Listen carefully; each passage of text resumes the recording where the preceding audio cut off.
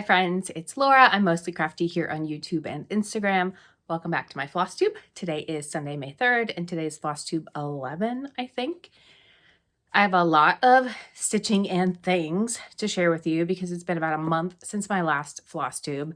I meant to do a Flosstube 2 weeks ago, which would be kind of on my schedule every 2 weeks. However, I went to the Mariners, which is our baseball team. I went to Stitch and Pitch with Erin at 2 Martini Stitcher, which is where you get to go and bring your knitting or stitching into the park. And they have a vendor area up on the 3rd floor with a lot of people selling yarn. And then everyone gets a little Stitch and Pitch Mariners Mousse crochet kit. The game was gorgeous. I brought Heart Deco and stitched only about 100 stitches on it, but we were in full sun. It was beautiful, and I got my ferry boat nachos. Erin, what are you working on? I'm working on a hat for my daughter Sarah with the yarn that I got at last year's Stitch and Pitch. I have wanted the ferry boat nachos since the Mariners brought them out at the beginning of the season. This is the ferry boat. I'm so excited. I got crab nachos in it. They were delicious. And this sits behind my work desk now. I'm very excited. And if you're from Seattle, you've seen these all over Instagram. I love them. The secret home base door was closed. I saw it at the beginning of the game, so I know where it is.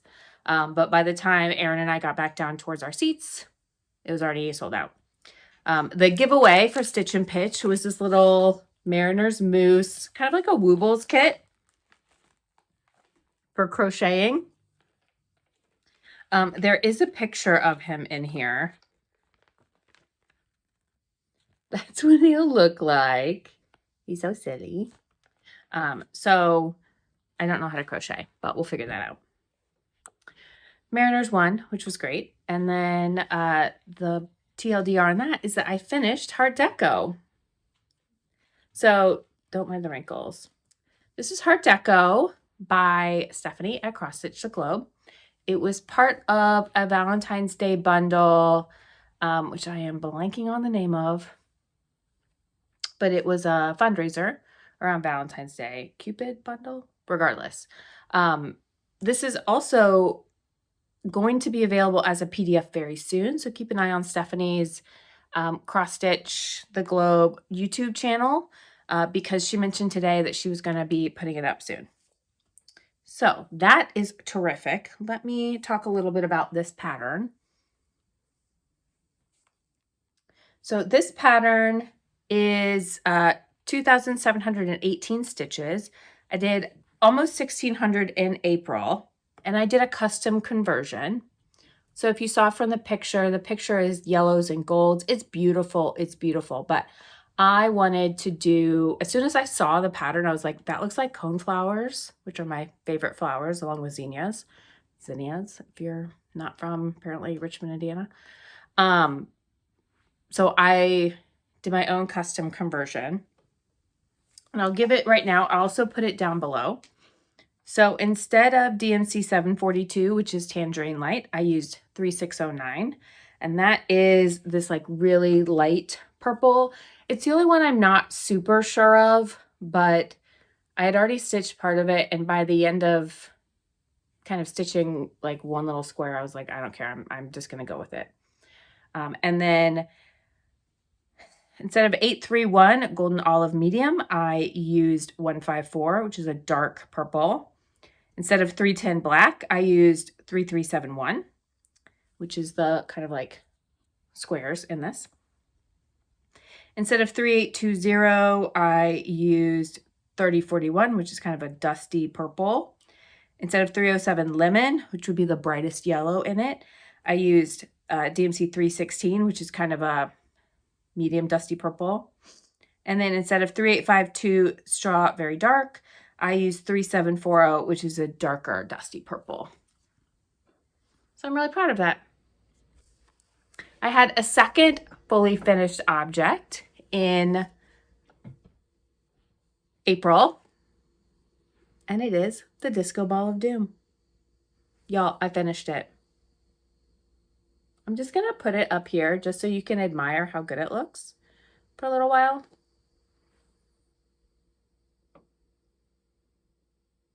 Don't look too closely at the stitches, actually. I finished this April 16th, and I finished it in this wooden hoop that I spray painted silver with some leftover spray paint. I've been looking for a metal 8-inch hoop, and anyone's on Etsy or eBay were just like, I don't know, like in a bundle, it would have been like $30 or $40. And I kind of was like, I have a ton of thrifted hoops, and this was just like a cheapy thrifted hoop, so why not just paint it silver? So this is a total of 15,146 stitches, and I finished it. I started tracking in May of last year, and the first day that I marked off in Markup RXP, I marked off 3,000 stitches because that's about how much I had done until then. This year, I really started trying to focus on finishing it, and I stitched 1,830 stitches in April to get it finished. It's by Loopycross on Etsy. If you're a full coverage stitcher, it's probably not that big of a deal for you to stitch this. It's 63 colors, and you can see like there are big swaths of color, and then as we get out into the edges, it's just confetti. And this, for me, was the most challenging because I was always off. I don't know how I ended up in an actual circle correctly because it's a hot mess in the counting, but I finished it. I'm super proud of it. I think it looks terrific from a distance. I've shown people on Zooms and they're like, oh, I thought that was 3D. And I'm like, no, it's stitching. My back is also a hot ass mess because I extreme cross country quite a bit to use up the most thread, but it's done. That was one of my big focus finishes in April, and I finally finished it. I'm so excited. It looks really good. It looks really good. Those were my two fully finishes. Now in April, I only had 7,830 stitches, which is probably one of my lowest months ever since I've started tracking. And that's okay because I actually read like 8 or 9 books in April. And kind of got out of my reading slump, which I think I'll talk about a little bit at the end. But I still stitched on a lot of projects. So let me grab the project. My projects are in no particular order. I did have another focus project this month, which was Monster House by Satsuma Street for a halfway to Halloween, which I took as starting at the beginning of April because that is the opposite of October. So that's what I did. So I stitched on this. I stitched on this 1,669 stitches in April. So I'm at 9,300 out of 14,364 stitches. For what I did in April, I did this little bloop right across at the base of this spire. And then I did the cat down to the bottom of the wolf. I'm missing the orange that is in the stripes there and picks up there. Even though it's in his eyes, it is gone. I don't know where it went. I started this last July when I was in Halifax and worked on it through October. It is one of my favorite stitches. I love just the way that the colors go. If you go up close, like everything's a pattern. This is 2 shades of purple. This is like 3 shades of blue, 2 shades of orange, 2 shades of greenish yellow. I love stitching on it. It goes pretty quick. It's really colorful. I really like it. I'm leaving all of the glow in the dark for last, just so it doesn't get messed up too much by my hoop. So I'm going to put this away for now and then probably pick it back up probably this summer as I get ready to stitch for Halloween. So that was the other focus project I had, and I worked on that quite a bit while watching the rest of Sister Bonifast Mysteries and another mystery on BritBox called Rosemary and Thyme. There's only 3 seasons. It's from, I don't know, 20 years ago. But it was kind of fun. You know, I love a cozy mystery, so I needed something to watch. Next up, again, in no particular order, because I only worked on this for one day. Blueberry J made a reappearance. Again, while watching Rosemary Time on BritBox, and I stitched all the way down through this tail for 271 stitches. So I'm at 41%, 4,700 out of 11,659. This project is what I think I'm about the furthest on besides Monster House. So I might pick this back up in June and just finish it because it goes pretty quick. Again, I'm at 41% on Blueberry J by JEDxStitch. I have not been talking about the fabric. Heart Deco is on a... Do I have any more? No. Yes. Pardon the noise. Heart Deco is on this 18 count even weave that I thrifted. It's kind of... It feels like an Aida, but it's definitely not Aida. I don't know that I would stitch a large project on this because it's kind of annoying. But for a small, I think it worked great. And I paid, where'd that tag go?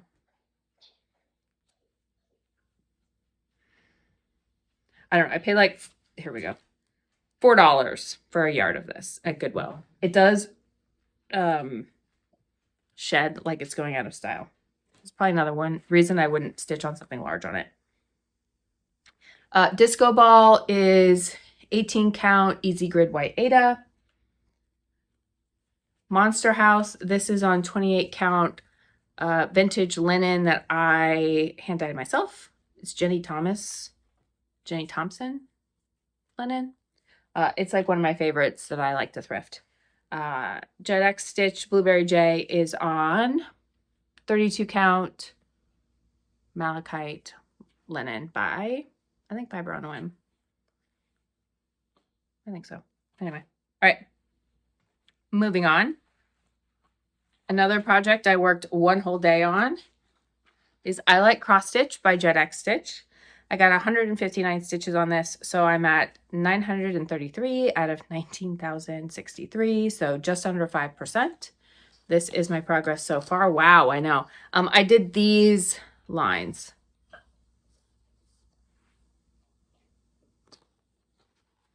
This is, I think it's 18 count, might be 16 count, crunchy thrifted Aida that I dyed myself.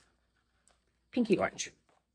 Another project I worked quite a bit on this month, last week while I was in New York, is JEDxStitch's Pink Wren. This is my progress so far.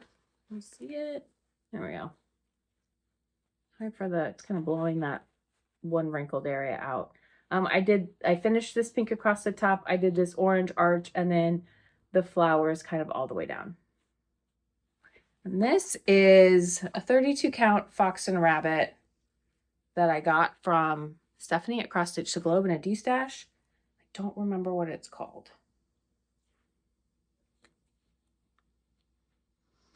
I'll have to look it up. I think Wren? No, it's Pink Wren. The called for is a Roxy Flossco fabric, which I don't have, so that's why I went with this one that I had. It's kind of just a gray in my stash. I worked on this last week when I was in New York quite a bit, so I'm at, I think I said 1,300 out of 12,000 stitches. I got it to 10%, so I think I'll put this away for a little bit and work on something else. Okay. Another project that I worked on quite a bit at the beginning of the month is Tiny Modernist's Book Goddess, which came out right around Nashville Market. This one I'm at 12.4%. So I stitched 1,400 stitches in April, total of 1,914 out of 15,430 stitches. So again, about 12.5%. And this is my progress so far. Sorry, the light's really blowing it out today. So I've made some custom color conversions. And the pink, I did a bunch of swatches of different pinks, which I saw on JEDxStitch's channel, to do just little blocks of those to find just the right pink to match my hair, because her hair is purple in the pattern, but I have pink hair. So, and my pink hair is more bubblegum and then some peach this year. In the past, it has been a lot more vibrant and like hot pink. And I found right after I started stitching all of this pink hair, I found someone on Instagram doing a pink hair conversion. And I was like, oh, I really like her pink hair better. It's like 601, 602, 603. I was like, oh, I wish I had done that. But I was far enough along, and my friend Amber was like, girl, just keep stitching. It looks great. So this is what I have so far. She does not have eyeballs. Sorry. So what I'm doing is the hair in the pink. The dress is like this blue. It is Marina, I think, by Gentle Arts. It's slightly variegated, and I ordered another skein, which is more variegated. And then I'm going to do the same oranges and purples that are in the dress and the rest of it as normal, I think. And this is on, I think it's 32 count Sapphire by Witchelt. And it's working out pretty good. The coverage on my Witchelt Winter's Folly pattern by Nora Corbett is really, really thin. That one is Graceful Gray. This one is a lot thicker, and it's doing okay. And I like how that one is turning out. All right. 2 patterns I work on every month. The first is Local Conditions by Satsuma Street. This is also on, I think, 16 or 18 count Ada that I dyed that pinky orange color. This, I did 325 in April. So I'm at 1,800 out of 6,000. So I'm right around 30%. I'm like a week behind. You can kind of see I need to get caught up. But I was out of a lot of colors because it got really warm here. So I had to order those. And I'm still missing one because I have poor organization skills. But yeah, I work on that every week when I can. And then the last project I work on every month is Witch's Row by JEDxStitch. This is my full moon project. So I did all of this blue and some of this orange in May. And then in April, I did these oranges, I think. So in April, I had 295 stitches. And I'm at a total of about 1,400 out of 4,300. So again, I'm not quite on track to finish it this year. I need to stitch 300 and some each month to finish it because there's 13 full moons, and I'm behind, but that's okay because I'm in no rush to finish this. And this is that same Jenny Thompson linen that I thrifted and dyed a bluish color myself. 28 count. All right. I have one more stitching project to talk about, and it is going to be blown away. Wow. Wow. Wow. This was a sampler for Grace by Nuri at Shaded Stitchery, and I'm going to start this over. So I bought the floss pack, which is bunch of classic Colorworks, and started stitching this. This is the Called For Affogato, I think by Fiber on a Whim, in 36 count, and I've never stitched on 36 count before. So first of all, it feels very small, and I definitely need to get my magnifying glasses out for this. The second is that it is really dark and kind of greenish, and it's way darker than I thought it would be. And so I posted on my Instagram, and a lot of other people were like, yeah, Affogato is really dark. It doesn't show up that dark in the pictures. So I ordered some new fabric, and I had trouble finding something in stock that's not Picture This Plus, because I don't really love Picture This Plus. So I went with 36 count vintage smoky white linen, which is, oh, that actually looks darker. Hold on. Is real white. I mean, comparing the two, it's a printed linen from Zweigart. So I might dunk this in some tan Brit dye really quick just to make it not quite so light. because I want it kind of in the middle of these two. And I didn't do a good job picking. So there's that. We'll see. I'll be so behind on the stitch along that's being done by Annie at XO, Needle in the Hay XO, but that's all right. It's 16,000 stitches. I'm at 0%, so I'll get caught up eventually. Also, if you didn't buy the floss pack and you're thinking about it, how many colors are there? 1, 2, 3, 4, 5.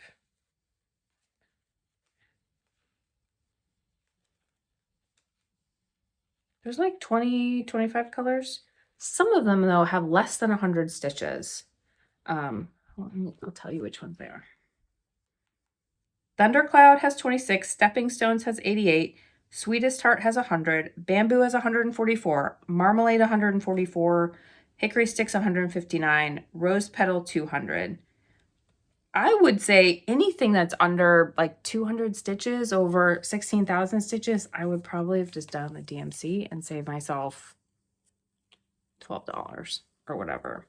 So keep that in mind. Rose Petal is somewhat none of these are like super variegated except for the orange, which is Marmalade. And then so keep that in mind. If you haven't bought the flosses yet and you're thinking about doing the Classic Colorworks, be aware that not all of them have a ton of stitches, that there's 6 of them that are under 200 stitches. So FYI. All right. That is the stitching. So if you're just here for stitching, that's great. Good to see you all. I'll talk a little bit about some plans and then kind of go into other life stuff. Plans wise, it is Mira May, but I think I'm going to UFO or at least put in timeout the Mirabilia that I've been working on for the past year. I haven't touched it in months, so it's not that big of a deal, but I'm really just not feeling it. I bought Coneflower Chorus, finally, the pattern from the Blue Flower. And I also bought some fabric, finally. I got Zweigart 32 count vintage Blue Whisper, which is another printed, but I couldn't find like the blue that's called for, which is Beanstalk from Fiber on a Whim. No one seemed to have it, and a 32 count. So I just got this. It's fun. And I have the Valdani floss pack. That's only 6,000 stitches, so that would be one of the smaller projects because mostly what I have left are really big ones. And then there's still some Halloween stitching that I want to start this month, which would be much smaller projects as well. And then I'll restart Sampler for Grace and keep going and pick one of the projects as a focus project. I'm not sure which one yet. And then other life stuff. One of the reasons that I only got about 7,800 stitches in is because I finally got my reading bug back, I guess. I read a lot. I read a lot of cozy mysteries, which, take me a couple of hours to read and are in general, like kind of mediocre books. But I have been really having a hard time finding like good, more substantive books to read in the past year since I started stitching. I like listening to audiobooks, nonfiction audiobooks while I stitch, but not really fiction audiobooks. So if I was given the choice to read or stitch, I would just stitch. But I went to Victoria, British Columbia in the beginning of April, and I kind of started to get my reading bug back. There were a couple books I started and then DNF'd. But I read The World's Greatest Detective and Her Just Okay Assistant by Liza Tully, which I thought was terrific. It was really fun. I had part of it solved by the end, but it was really, really fun. Would recommend it. And then when I went to New York last week, as a 6-hour flight, and my flight was at, I think, 7 a.m. No, 9 a.m., whatever. It was really early. And I just didn't really feel like stitching that early because, the plane's still kind of dark and stuff. So I read Throne of Glass by Sarah J. Maas. I finally got it at the library and thought it was great. I know a lot of people don't like the first one, but they say they get better, and I thought it was totally fine. I'm looking forward to the rest of that series. I'd only read the ACOTAR books, but not any of SJM's other books, so I'm looking forward to keep that series going. And then I read A Murder of Crows by Sarah Yarwood Lovett, which is another cozy mystery, and you kind of have to suspend your disbelief. She's like an ecologist, whatever. It doesn't matter. The first book was pretty fun. Oh, and I also read an actual book because I went to Independent Bookstore Day and got this, A Very Vexing Murder by Lucy Andrew.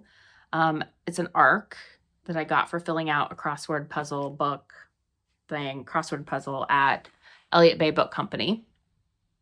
And this is like a Pride and Prejudice style, Jane Austen kind of book. It's based on Emma. And there are actually a lot of like Austen verse style mysteries, cozy mysteries out there, or what I would call P&P inspired.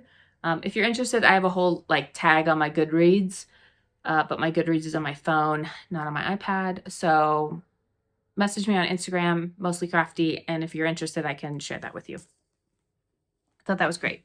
And then I read the second in that Murder of Crows series, which was kind of just okay. And then I read Dungeon Crawler Carl. And gosh, aren't you all right about that book? That was super fun. I think I heard about it first from Niki at Counting My Stitches. I think she was the first one that ever mentioned it. And, of course, since then, like, I see it everywhere and everyone's talking about it. That was terrific. I read that on the flight back. Really fun. Already have the second book on my Kindle to read next time I have a break. But I would say while I was in New York, given the choice to stitch or read, I was actually reading, which is not what I've been doing the past year. So that was great. Yeah, really kind of like back into a good reading. I don't know. Yeah, just back into reading, which is great. So if you have any other recommendations for like a cozy mystery, leave them down below. I love those. And then while I was in Victoria, I did a ton of thrifting. I didn't have a ton of space in my luggage because I took the Clipper Ferry up, which was 3 hours, and it was very choppy, but it was fine. And then on the way back, I took a seaplane, and it is weight limited, so I didn't have a ton of room for stuff. If you don't know what Victoria is the main city on Vancouver Island, British Columbia. You can reach it from Seattle by driving up through Vancouver and then taking a ferry over, or you can take the Clipper Ferry, the fast ferry, directly from Seattle. It takes about 3 hours. You can also fly there, so I took a seaplane back. It is, I don't know, it's like a British themed town. The big thing there is the Butchart Gardens, which are these huge, beautiful botanical gardens. However, it was pouring down rain and even sleeting most of the time that I was there, so I did not visit. There was one nice day, and I walked all around town to go thrifting. I started at Value Village, though their prices were insane. But then I found 2 craft reuse stores, and one was only a block from my hotel, so that was a huge win. The first was called Thrift Craft Alternative Supply. That one is 560 Johnson Street, number 15. That store was, I would say, a combo, like craft reuse store and also like weird hobby craft. I would say it's definitely more adult themed because there were some adult content items. And also just a ton of like really random, not so much craft stuff, but like art. Like I think if you were a junk journaler, you would have a blast in this store. I thought prices were pretty reasonable. The gal that worked there was super sweet, super nice. I would definitely recommend stopping in there. Just, if you have kids, just know that there were some adult magazines available for crafting and collaging, so keep that in mind. The second place was Supply Victoria Creative Reuse Store. That was on Douglas Street. It's right behind the Fairmont. Okay, so this is my hotel, the Fairmont Empress, and this is the Creative Reuse Store. So close. That was super cute. It was tiny, tiny. But what was interesting about this craft reuse store is that it was pay what you want. So things were tagged by color, and they had a price range for the colors. And you could kind of pay whatever you wanted within that range. The last place I went thrifting was Bric-a-Brac Salvage. This is pretty cool. It's a salvage company that will come and haul away all of the stuff if you have like an estate sale that didn't sell or whatever. But then they go through it and they try to repurpose it or resell anything that's in decent condition. And it was more like a really curated vintage store than like a thrift store. I thought the prices were also really reasonable. They had a ton of sewing books. They had just gotten cleared out like a sewing teacher's collection. So nothing particular for me, but it was fun to go through those. So I'll show you what I got in my haul. Okay. Let me see how this is organized. Okay. At the more like the junk journaling place, I got this book, Minuscules Majuscules, which I'll try to show you real quick. It's just alphabets in capital and lowercase letters. It's French. It was $7, so that's $5 US. Very excited about that. The original price was $21.95. That's a steal. And then I got some patterns as well. I don't remember. Here we go. Okay, yeah, this is how it goes, I think. All right. I bought a couple of these like Petty Point vintage needle points for like 50 cents a piece. Turns out they're all marked up, which largely diminishes the value to me, unfortunately. But they had a ton of these this one's from Regina, Saskatoon. This one's from Winnipeg.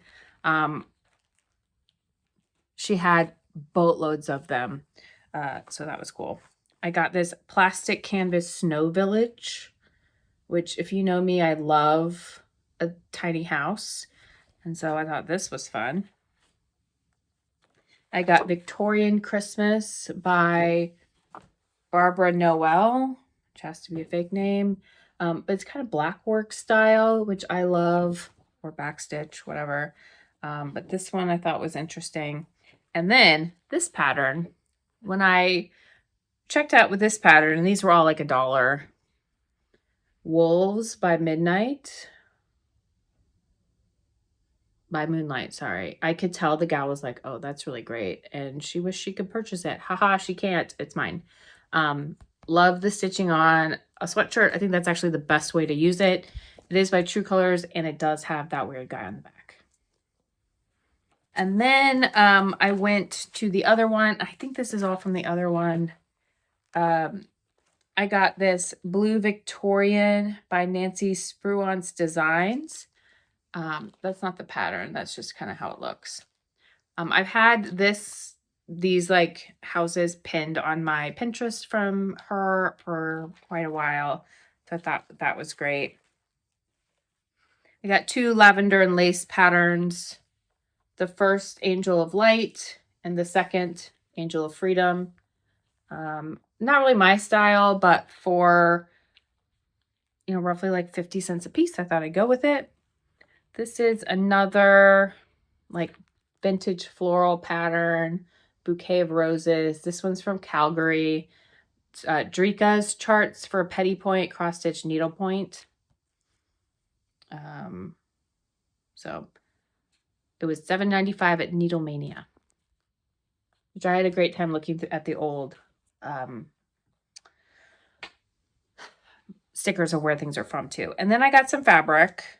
I don't know that these are linen. They feel like, and they're shredding like they're Lugana. I think they're Lugana or even weave. This is some sort of Zweigart even weave. So, oh, one other thing that I got at the Good Reuse store was all of these fancy flosses. Now, it occurs to me later, they had a couple of them on rings, and they all have the floss away bags.